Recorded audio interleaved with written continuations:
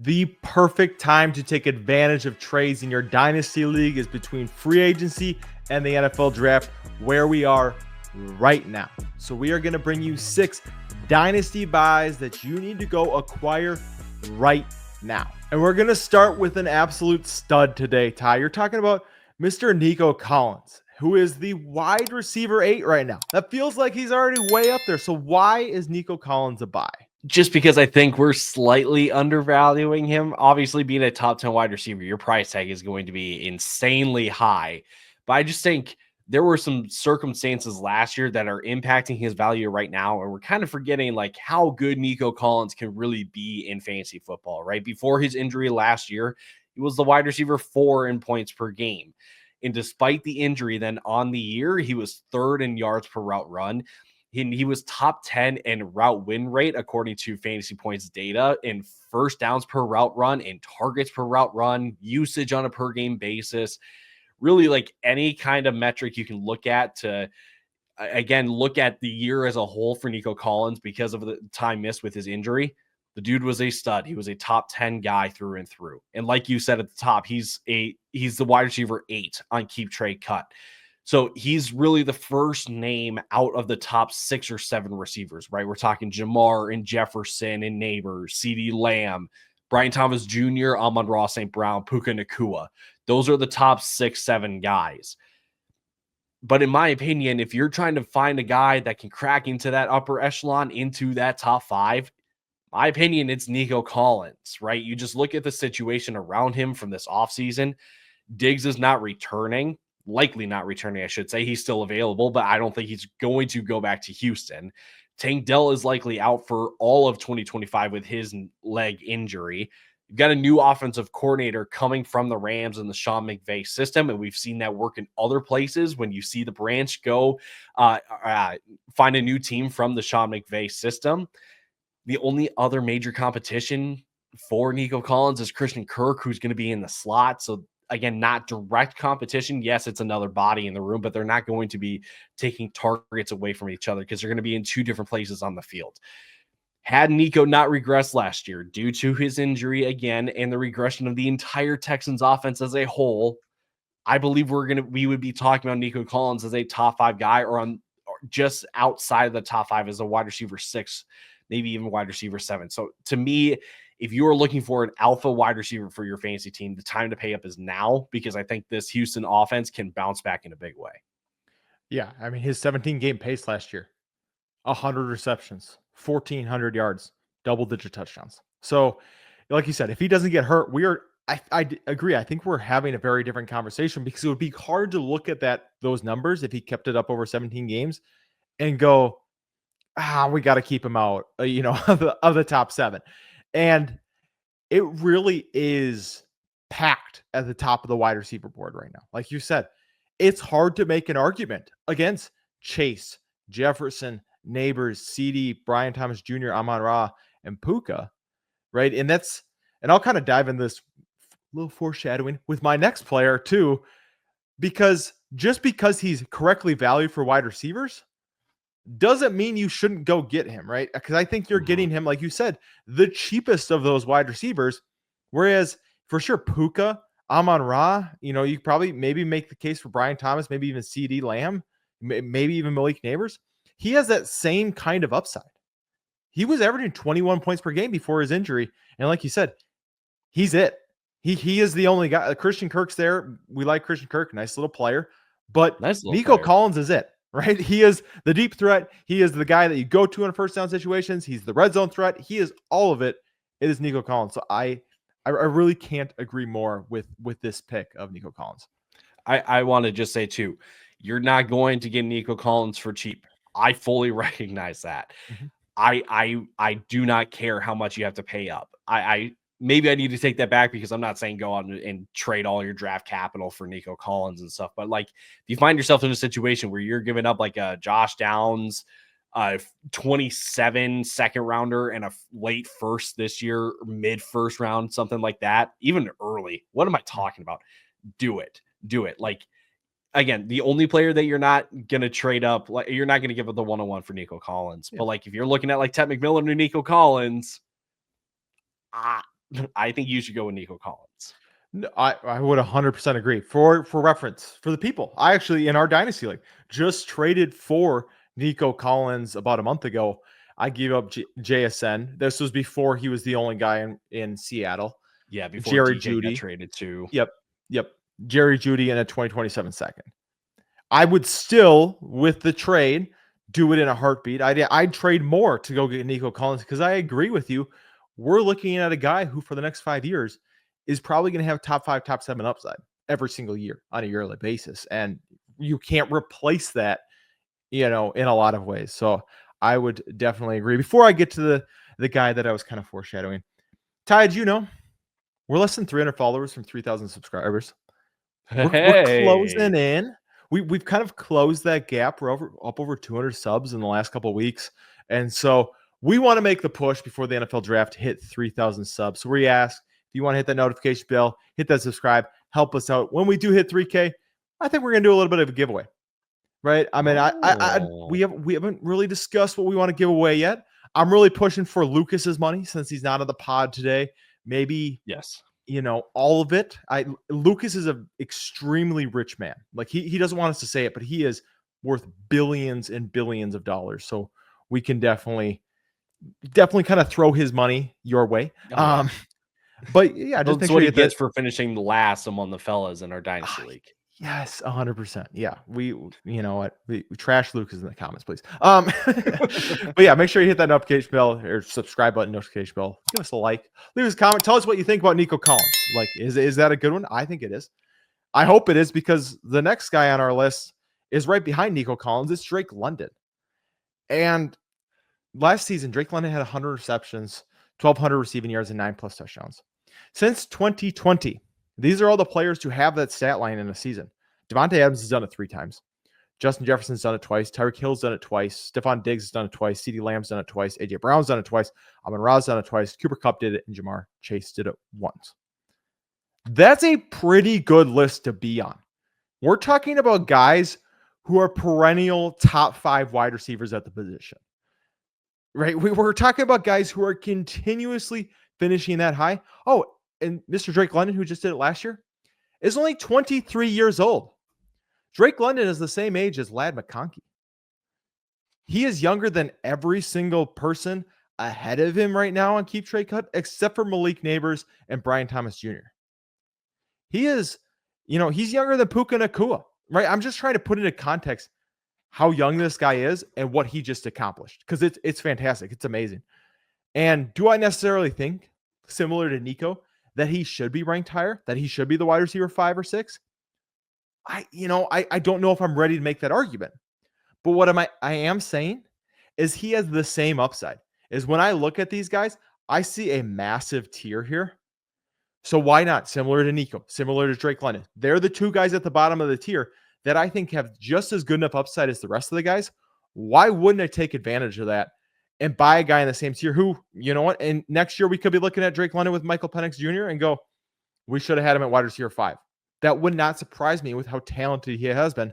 And let's remember, people were crapping on Kirk Cousins all year long about how terrible he was, right? I mean, I threw on a graphic on the screen just to show you. When Kirk was throwing 10 to 19 yards down the field, he was 35th in quarterback rate. He had 7 touchdowns to 10 interceptions and only completed 54% of those passes. Why is 10 to 19 yards down the field important? Drake London's average depth of target was 11.3 yards. So in the Drake London sweet spot, Kirk Cousins sucked. And yet Drake London's still sitting here, 100 receptions, 1,200 receiving yards, and 9+ touchdowns. So yeah, it's fantastic. I'm all in on Drake London. If you couldn't tell, I amped up about Drake London. But Ty, I guess let's hear your thoughts on this one. No, I love Drake London as well. Like there's at least a path for Drake London to again crack that upper echelon of elite alpha wide receivers in fantasy football. And my favorite stat from last year is that they were moving Drake London all across the formation, and it was obvious. I mean, you can look at the team stats and go, wow, like Drake London had 100 receptions, 158 targets to the next guy in Darnell Mooney with 64 and 106. So if that's not apparent and obvious already, like they used Drake London in that alpha kind of role, gave him the workload and the volume to say, you are our guy in this passing attack. I think the other possibility that you can really, really consider here is that Atlanta tries to move on from a guy like Kyle Pitts during the draft. And I know that Kyle Pitts wasn't a huge part of the offense, but over the last 2 years, 90 targets, 74 targets, that's even more volume opened up for a guy like Drake London to take a step in volume as well. So again, I'm a big fan of these two receivers, Nico and Drake, because there's a path for both of these guys to crack that upper echelon, and you don't need to pay up as much as you would need to for those guys that are already there. Well, yeah, I think it's right. We're looking at two guys who could, for the next 4 years, go on a run of 100 plus receptions, 1,500 yards, and double-digit touchdowns. Like that is within their range of outcomes. And if you're looking at that, you're going, I want that on my dynasty team. And they're the cheapest guys you can get that could accomplish that, in our opinion, at least in my opinion. I don't want to speak for you. But we're going to change gears here, Ty. We're going to go to your next guy. And let me just say, he's in a different tier than Drake London and Nico Collins. So there are going to be some people who need convincing on them. So why don't you convince the people on Mr. Keon Coleman? Yeah, we are like nosediving right here from Drake London, Nico Collins to Keon Coleman in name value here. But for me, everything that the Bills have done this offseason shows me, tells me, screams to me that they are going to give Keon Coleman a bigger role than last year. If you take a look at just the snap counts, the wide receiver one for the Buffalo Bills last year was not Keon Coleman, was not even Khalil Shakir. It was Mac Hollins. Okay. Oof. We all knew that Keon Coleman, coming out of the draft at least, was going to need at least a year to develop. You know, the route tree at Florida State was, I don't want to say underwhelming, but he was a pretty limited player, right? So he needed some time to adjust. And I think the time to invest in it, in him, I should say, is now. Now, I will acknowledge the elephant in the room. They did sign Josh Palmer in free agency, but Josh Palmer is not a Keon Coleman substitute or a Keon Coleman answer type signing. These are just two big-bodied receivers now on this offense that are going to be on the field in run packages. They don't want to put Khalil Shakir out there on run plays to run block. The Bills also ran most of their plays on offense out of 3 wide receiver sets. Didn't rank as high as some teams like the Falcons and the Rams that ran it in like the 85th or like 85% of the time or more, which is nuts. But again, it just sets the stage further that Keon Coleman is going to be on the field more this offseason. Because again, there is no more Mac Hollins. I don't think they're also going to bring back Amari Cooper, right? So the top 2 receivers wants to be back. Yeah, I don't think he with that limited usage he had there, I'm sure he wants out. I think he's kind of pissed that Buffalo kind of exposed him a little bit there. Yep. But again, this Keon Coleman is a big play waiting to happen, regardless of how far along he is in his development. He led the team in target share on deep throws by a mile, like you can see on the graphic. And the closest competition to him was Amari Cooper and Mac Hollins. Now, Amari Cooper, the stats are brought over from his time in Cleveland, so you can probably just excuse that one. And you can just compare the numbers with him and Mac Hollins and go, yeah, Keon is kind of the guy downfield for this offense. Right now, you can pay an early second-round pick for a guy like Keon Coleman that already has a year under his belt and is in a much better situation than where most of those rookies would go in your rookie drafts, right? We're talking guys like Cam Scadaboo. We're talking RJ Harvey. We're talking Trey Harris if we're looking at pass catchers, with the thought of what if they find themselves on top of the depth chart for their respective teams? You can apply that same logic to Keon Coleman, who is also younger than most of these rookies because he's 21 years old and he's in a better offense with an elite quarterback. So I think with the price that he's going at right now, with the upside that he has, that he can be a number 1 receiver for this team. I know they paid Khalil Shakir as well, but he's the slot guy. Keon is on the outside. I'm a big fan of Keon right now in his price, so I'm going to try to do what I can to acquire him.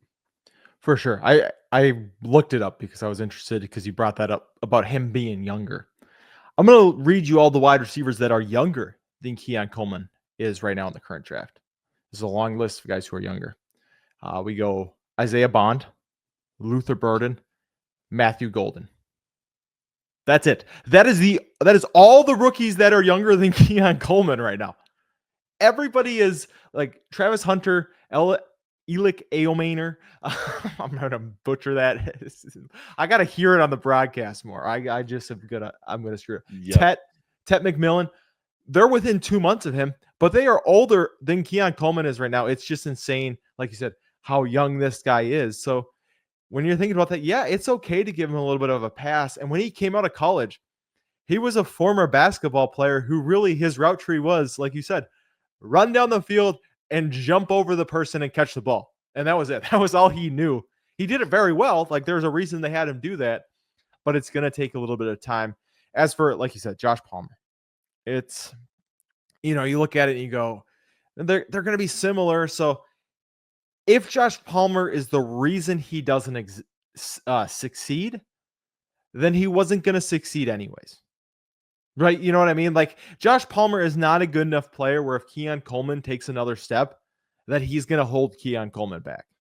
If Keon Coleman takes a step that we're hoping he takes this offseason, he's going to be on the field every single down. So, like you said, I like it. I like the upside. I do have a lot of questions about Coleman, right? I don't know if he's going to be able to develop in that player. But at the same time, we took a dive down the rankings board. We're talking about the guy who's the wide receiver 45 in Dynasty ranks, right? If you're a rebuilding team and you got Devontae Adams, go send Devontae Adams to contender to get Keon Coleman, right? He's that kind of player where if you got a guy who's got 1-2 years left, I mean, right now they're telling me on Keep Trade Cut, I can send Mike Evans to get Keon Coleman plus. And you might go, oh, that's disgusting. But if you're rebuilding, you have no need for Mike Evans, right? Because you're hoping maybe you can get 2 more years out of Mike Evans. If you're rebuilding, that's not the guy you want. So I think he's at a point where with everything around, he's attached to Josh Allen. He's going to be on the field because he's that kind of player. He's a huge, big play guy. He's worth taking the chance on, understanding that the floor is pretty low with Coleman right now. Yeah, totally. Like there's no guarantee that it pays off. But again, the payoff is massive. The other thing is too, Josh Palmer, $15 million were guaranteed in that 3-year contract. So they did not commit big money to him to say that like you're going to be on the field a ton. Mm-hmm. So again, further proof that this team is going to hope they are going to put a lot on Keon Coleman's plate. So at least the opportunity will be there. For sure. All right, we're going to take a quick break and hear from our friends over at Underdog Fantasy.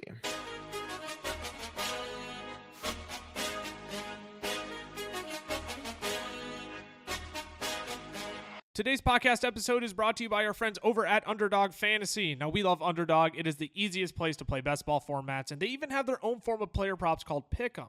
You can make up to 20 times your money on a single night by correlating props together. 2 picks will triple your money, 3 will 6 times it, 4 will 10 times it, and 5 plays that all hit will multiply your entry by 20. You can even place insurance on your picks too, so if only 4 of your 5 props hit, you still get 10 times your entry. And if you use our code FELLAS when signing up, Underdog is going to double your first deposit up to $100.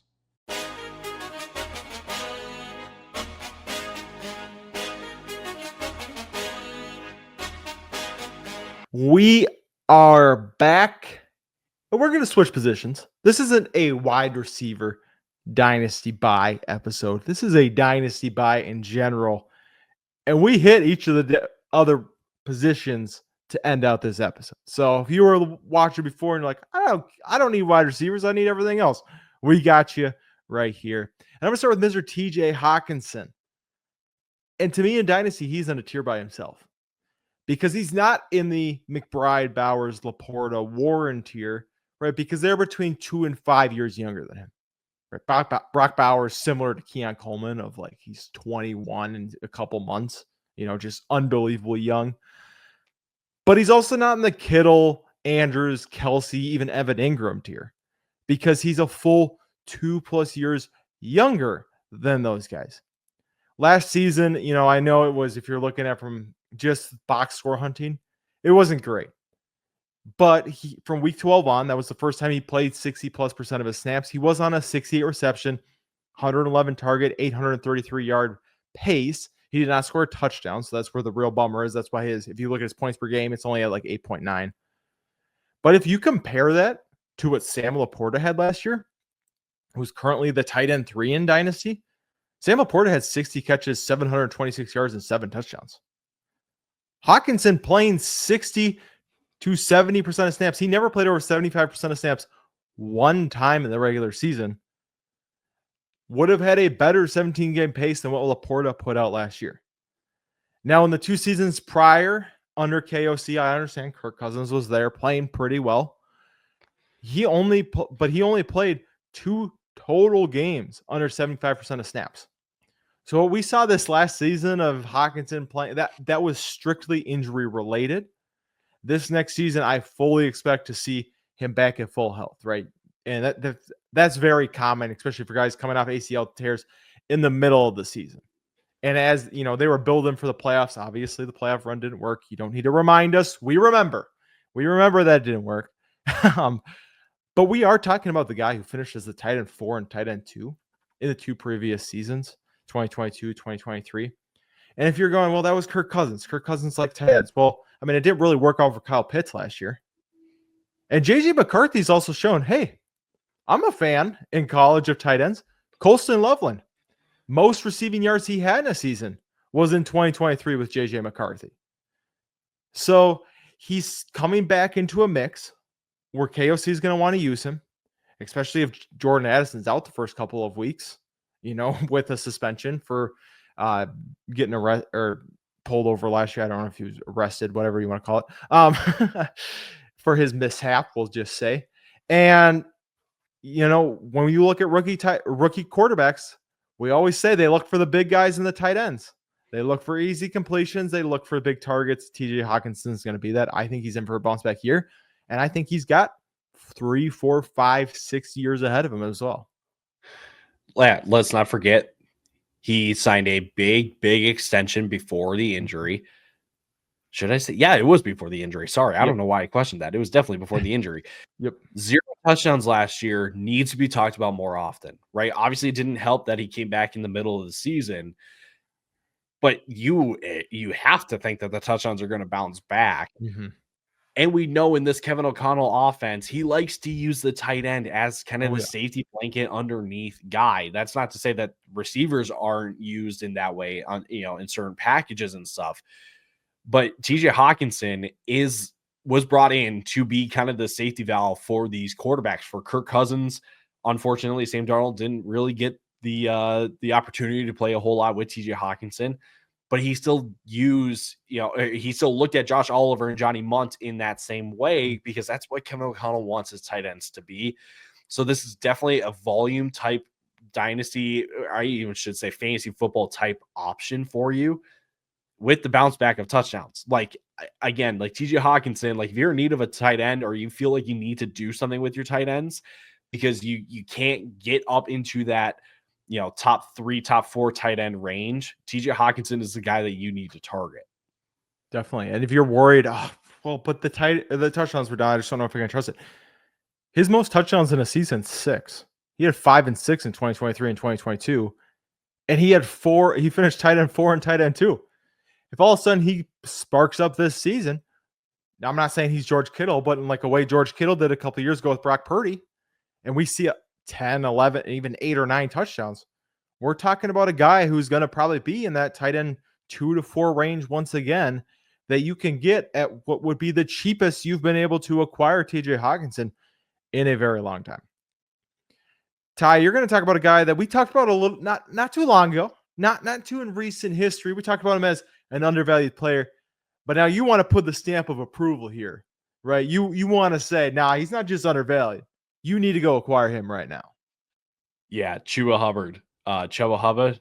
Chuba Hubbard, baby. Well, however you call him, the time to go buy him is right now, because for whatever reason, the community has him ranked closer to the running back 20 than they do to a top 12 running back, despite how he played last year, right? Like, again, you've heard us talk about Chuba Hubbard. If you have not checked that or checked out that running back misvalued episode, go check that out. There's not, obviously we talked Chuba, but we talked 5 other running backs. So again, go check it out. But Chuba Hubbard was 9th of all running backs in usage on a per game basis.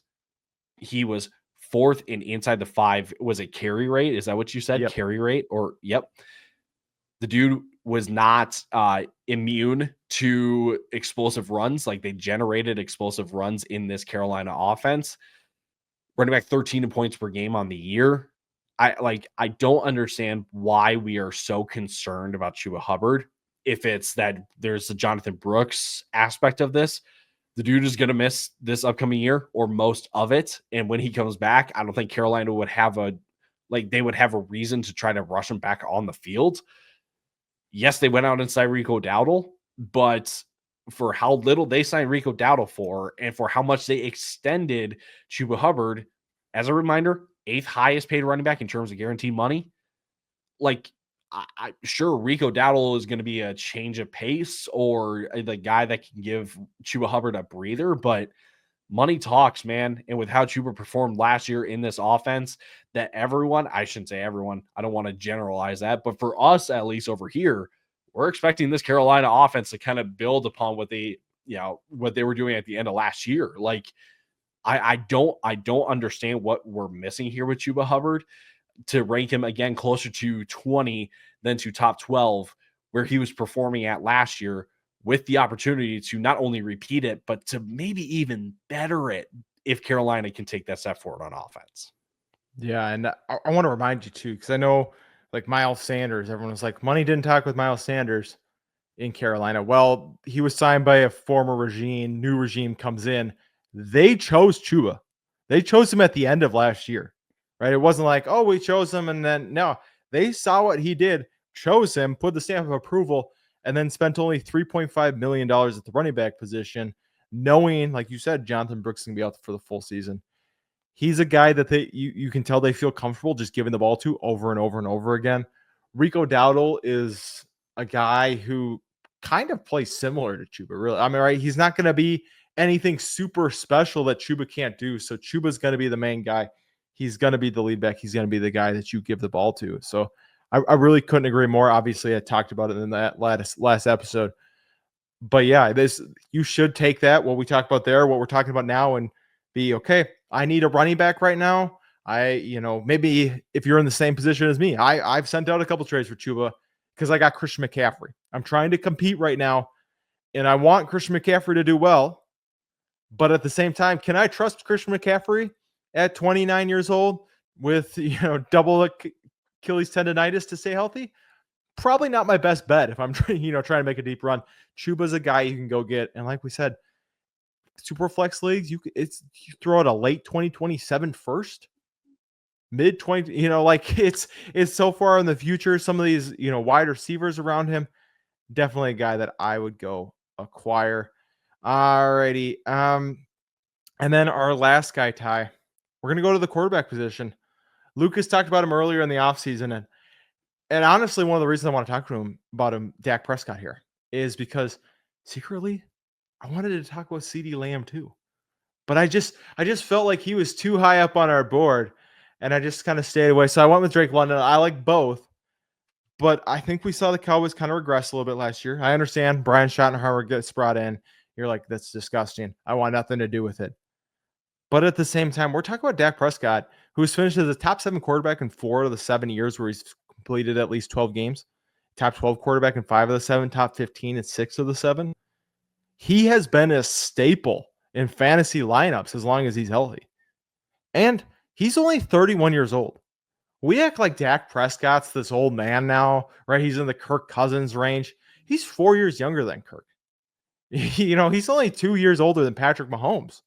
So let's stop acting like Dak is cooked or something. I don't understand where people are coming from with that. And him and CeeDee Lamb are both under contract through 2028. And let's just say the way the Cowboys structure those contracts they're going to be on the team till 2028, right? I mean, the cap hits that they're going to have to incur to move off of Dak just won't be worth it. No matter what you think of Dak as a clutch quarterback, an NFL quarterback, for fantasy purposes, Dak is awesome. Dak's always been awesome. He was quarterback 3 in 2023. I think we forget that. And if you're thinking, the Cowboys haven't done anything, how can we trust them? They don't have any weapons. In that 2023 season, CeeDee Lamb accounted for 31% of the receptions, 37% of the yards, and 33% of his touchdowns. So if you're saying, CeeDee Lamb enough? The answer is yes.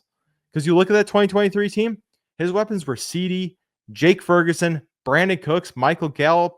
Tony Pollard played decent, but it was coming off the injury. So they can do it with the roster they have now. Dak can be fantasy relevant, and not just fantasy relevant.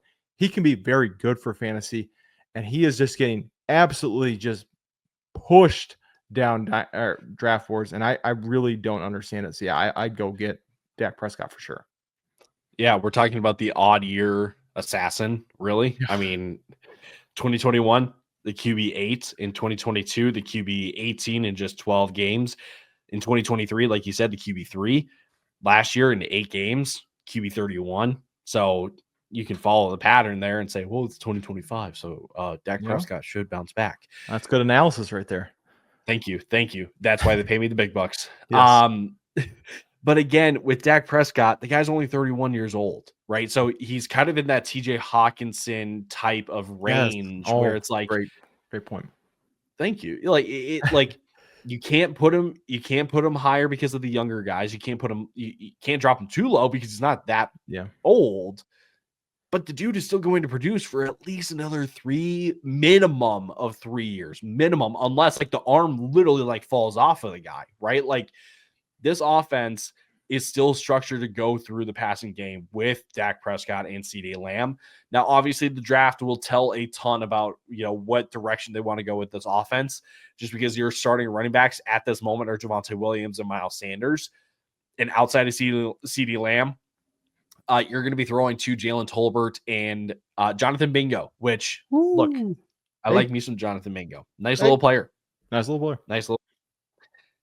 But they are in prime position to bring in another receiver, another weapon.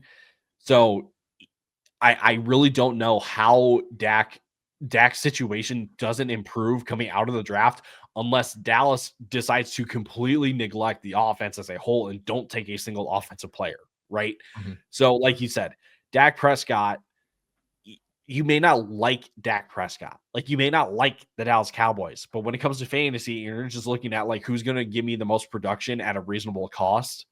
It's Dak Prescott, and that there's really no one else that can answer that question other than him. Yeah, I mean, you look, I'm quarterback 22 right now.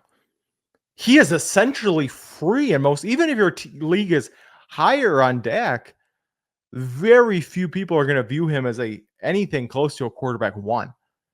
And that's probably the season he's going to put up as long as he plays a full year, because that's what he does when he plays 17 games. So, yeah, it's just, I don't know. I understand, he hasn't played a, full season that, only 2 times, like you were saying, in the last 4 years. But as long as he's out there, man, I don't really care who the offense coordinator is when he has CeeDee Lamb. And like I said, CeeDee Lamb can literally account for 1/3 of the passing attack, right? It's just, they're going to make it happen, and they're going to make it happen from a fantasy perspective. Well, that wraps it up for us today. Like I said earlier, unfortunately, Lucas was not with us, but he will be giving you away money as long as we hit 3,000 subscribers by the NFL draft. Yeah, we were told off on our last episode, I'll admit, because we were rude to the non-subscribers, calling you guys losers and saying we didn't want to be around you. You know what? We think you guys are all super cool. We ask, that you join the fellowship if you'd like, if it dawns upon you. If it appeases the appetite. Exactly. But no, we have so much fun making content. We enjoy reading your comments. We enjoy that interaction. So make sure you join the fellowship. Make sure you follow on, because we got Dynasty Stells coming up on Thursday for you. Hopefully Lucas will be feeling a little bit better for that one. But if you want to follow us on the socials, I'm at Camel FFF on the X. Tyler's at Tyler_Plath. The FFL is on Instagram. FFL's on the X. I always get those two mixed up. There you go. You got it. Fantasy Football Fellas on Facebook, YouTube, and TikTok, and Fantasy Football Fellas Shorts if you want a short form on YouTube as well. Thank you again for following along with us. Thank you. Just let us know where we screwed up, where we didn't. But we will see you on Thursday. Deuces.